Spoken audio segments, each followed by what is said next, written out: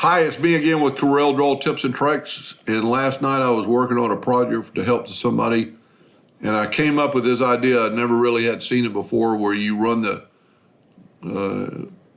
word text, you engrave the back, and on the L you engrave the front, and they fit inside each other. It looks like it's a little bit proud, but I don't even have it glued in.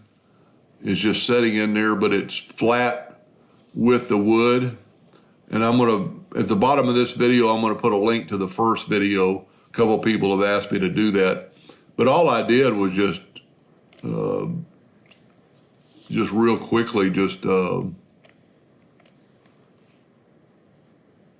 had this like this, and this was exactly the same.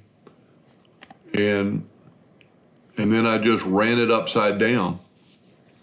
The only thing I can suggest is don't go too deep too fast. You're gonna get a lot. So what I did, I ran it at 50 power, 100 speed twice. You know, you could go at 25 speed, but it's gonna burn the wood a little more and not really have as good a defined edges. So I went with 50, this is 1/8 inch plywood. So I went with 50 speed and ran it twice and then just cut it out once. And it came out to me perfect. This is a new game changer. The only thing I can suggest is this is really fragile, because now it's like a 1/16 of an inch. So when you do this, well, let me just put it, this one's not so bad, but when you do something, if it's, and this is pretty little, so yours might not be that fragile. And really it's only, this part's not that fragile because there's no, you know, it's just this part right here is fragile, and that's probably not as fragile. So these two pieces are fragile because it's really thin wood. So what I would suggest to do is select that item, hold down your shift key, double click your rectangle tool, and then make your rectangle a little bit bigger than the box,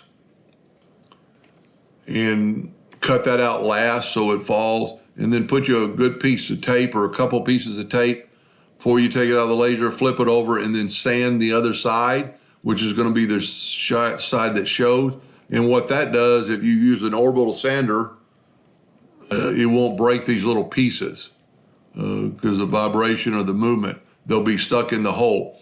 The only other word of warning is that you're going to use the bottom side for your top side, so your laser splash back on the wood is going to be a little bit more. So one, make sure your laser is clean, or if possible, you could even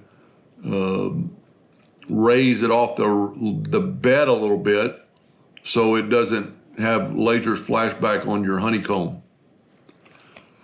I hope that made sense. It was a pretty neat, easy project, and it's kind of a game changer. Instead of just engraving this, you could have two parts and paint them. And I could have painted both parts.